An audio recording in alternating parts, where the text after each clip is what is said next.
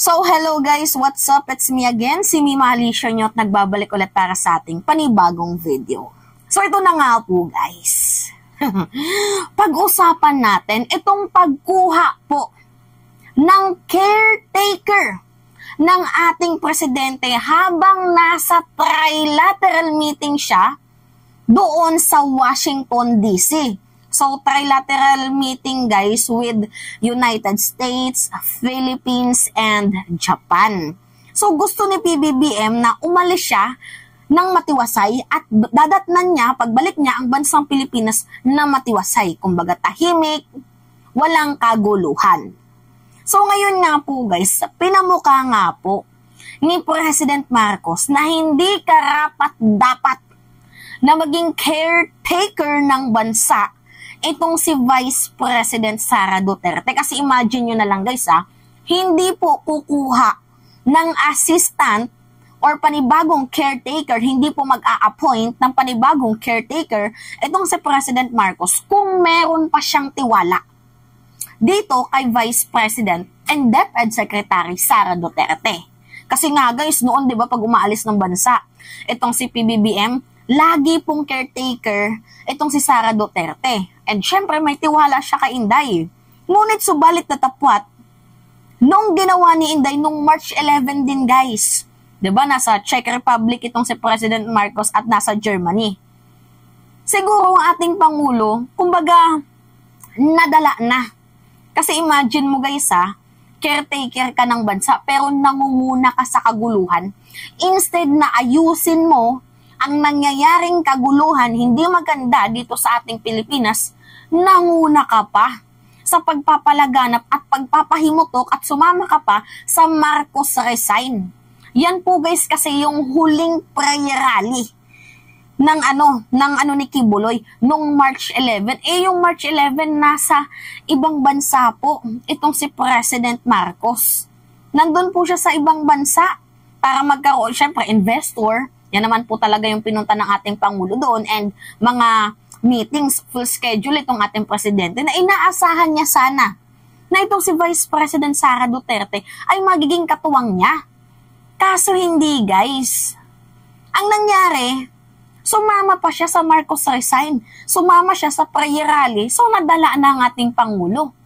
'Di ba? Na instead ikaw yung mangunguna para sa katahimikan, ikaw pa tong nanguna para magkagulo ang ating bayan. Pasimuno. So ngayon, ito yung balita, guys. VP Duterte, Estrella, Bersamin to be caretakers during Marcos trip to US. So lilinawin natin, guys, hindi niya kinuha itong si Sara, hindi niya din tinanggal.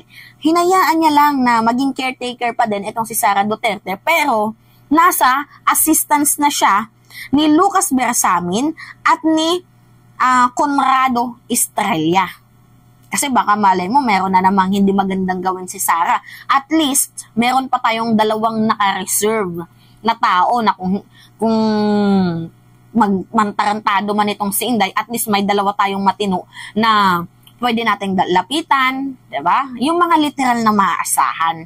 Kasi si Inday, guys, imbis na asahan mo, 3 araw nga lang itong si President Marcos doon sa sa Czech Republic at sa Germany. Pag uwi dito, ang dami ng kaguluhan. Diba? Kaya nadala na po guys ang ating presidente. Now, ito yung balita. Vice President and Education Secretary Sara Duterte, Agrarian Reform Conrado Estrella III, and Executive Lucas Bersamin will be country's caretaker while President Marcos in Washington, D.C. from April 11 to 13. Starting today, guys. According to the Presidential Communication Office, kay Chaloy Garafil, Duterte will be the caretaker, while Estrella and Bersamin serve as her assistants. Okay, ganito yun guys. Syempre, mahirap din naman na sabihin ni PBBM na hindi, ayoko sa'yo Sara maging caretaker ka. Pero naglagay po guys ng mata itong si President Marcos, yung dalawang mapagkakatiwalaan, kasi si Sara hindi na talaga mapagkatiwalaan yan. So naglagay siya ng 2 taong mapagkakatiwalaan in case na magluko-luko na naman ulit 'Di ba? Itong si Sara Duterte. Pero guys, dyan pa lang sa part na yan, meron na siyang pinapamuka dito sa ating vice presidente na hindi ka nakarapat dapat na maging caretaker pa ng bansa. Kasi kung may tiwala na talaga guys, may tiwala pa ang ating Pangulo kay Sara, hindi po siya guys maglalagay ng assistance ni Sara dyan. 'Di ba? Kumbaga, ipagkakatiwala na ni PBBM ang bansa dito kay Sara Duterte habang wala po ang ating Pangulo. Kaso hindi guys. Nadala na nga. Kumuha na siya ng caretaker kasi nung nakaraang buwan, walang ibang ginawa si Sara kundi mantarantado. Imbes na gumawa ng katahimikan, gumawa ng kabutihan, gumawa ng maayos, ikaunlad dito sa ating bayan, nanguna pa guys. 'Di ba, sa mga katarantaduhan, mantakin mo, caretaker ka, tapos sumama ka sa prayer rally. Ano ibig sabihin nun? 'Di ba? Pasimuno ka ng gulo.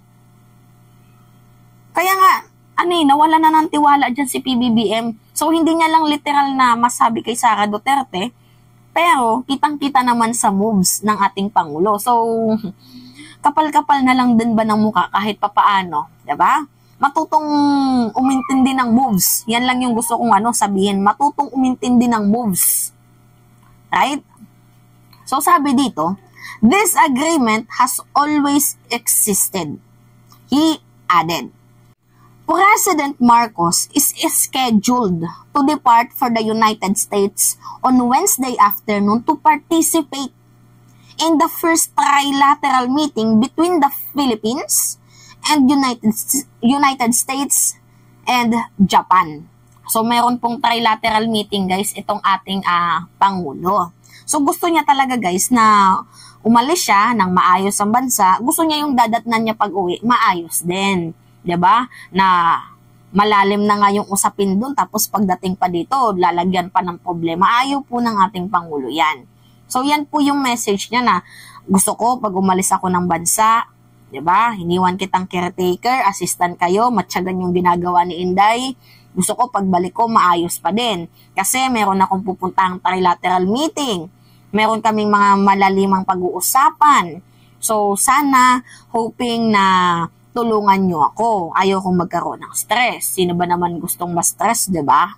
So ngayon, sabi pa dito, aside from his meeting with the United States, President Joe Biden and Japanese Prime Minister Fumio Kishida, Marcos will also have a one-on-one bilateral meeting with Biden. Ano yung pag-uusapan? So, while the Department of Foreign Affairs maintained that the meeting is not targeted at any specific country, the government said that the recent tension in the West Philippine Sea will be on the agenda. On fire, tama. Tama. Pag-usapan ng West Philippine Sea, lalo pa meron tayong narinig na gentleman's agreement. 'Di ba? Well, yan nga po ang tanong ng ating Pangulo.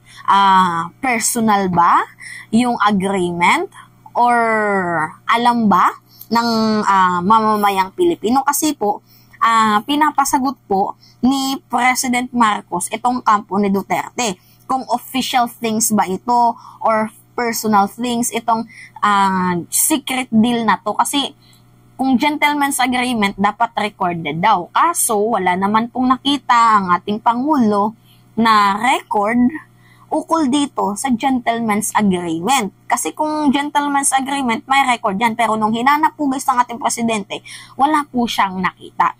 So, pinapagpaliwanag niya itong si Digong kung ano nga ba ang secret deal na ginawa nila.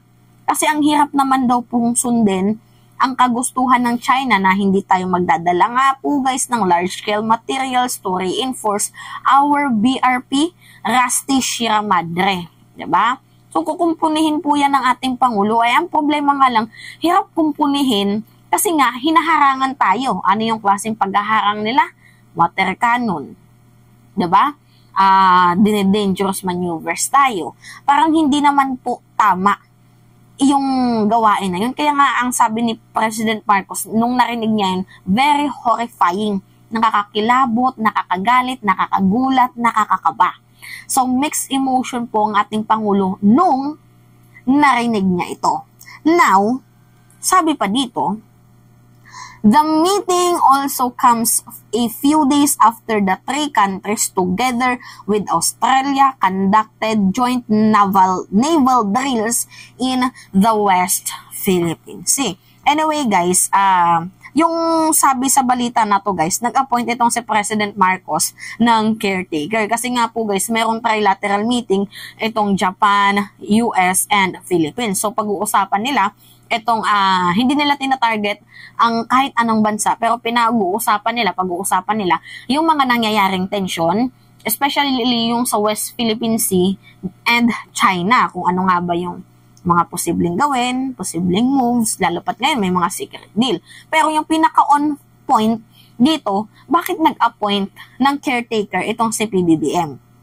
So, meaning to say, basically, nawalan na po guys ng tiwala itong si President Marcos dito kay Vice President and Deputy Secretary Sara Duterte. Kasi sino nga naman guys ang magtitiwala pa? Kung nung pag-alis mo, once naranasan na ni PBBM. Actually, parang napapansin ko sa ating Pangulo, once is enough, diba? So, magbibigay ng second chance, pero once is enough. So, ngayon nga po guys, alam nyo yung ginawa ni Sara Duterte, no? Nung March 11, last prayer rally po yun guys, ng Kibuloy sa rally, nasa Germany and Czech Republic, itong si President Marcos. Pero ang ginawa po guys ni Sara Duterte is nakiisa po siya guys sa ginagawang prayer rally. At nandoon po guys yung binabandera, yung salitang Marcos resign. Diba? So tama ba yun? Caretaker ka, tapos nangunguna ka sa kaguluhan na imbis pag-ayusin mo, pahupain mo itong kaguluhan to. Ayaw na pong maulit yan ng ating Pangulo so that diba? Iniwan niya itong si Bersamin Estrella para maging assistance ni Sara Duterte. So, bakit maging assistance kung pwede naman silang maging head ng caretaker? Eh, syempre guys, ang pangit naman nata pakinggan kung aalisin ni PBBM na maging caretaker itong si Sara Duterte, eh, VP pa naman. Pero, nandoon na po guys yung word, yung clue, diba? Na bakit pa siya kumuha? Kasi nga, wala na siyang tiwala. So ngayon, nag-iingat din naman ang ating presidente, ayaw niya din naman na ma-issue, pero sampal na to kay Sara Duterte ang pagkuha ng panibagong caretaker. Diba? Na hindi na siya pinagkakatiwalaan, na hindi ka nakarapat dapat pang pagkatiwalaan pang muli kasi wala na. Tinanggal mo na, inalis mo na, yung tiwala ko sa'yo, sinira mo na. Alam nyo guys, yung baso, glass, or di kaya mirror. Yung mirror salamin nahulog, nabasag. Kapag nabasag po ba yan, guys, maikakabit nyo ba yan ulit? Yung kagaya sa dati? Like original? Di ba hindi? So, ganun din po guys sa tiwala. If nagtiwala ka, sinira once, parang ang hirap ng magtiwala ulit. Anyway, yun lamang ho. It's me again, si Mima Alicia Nyot. Nagbabalik ulit tayo sa ating panibagong video.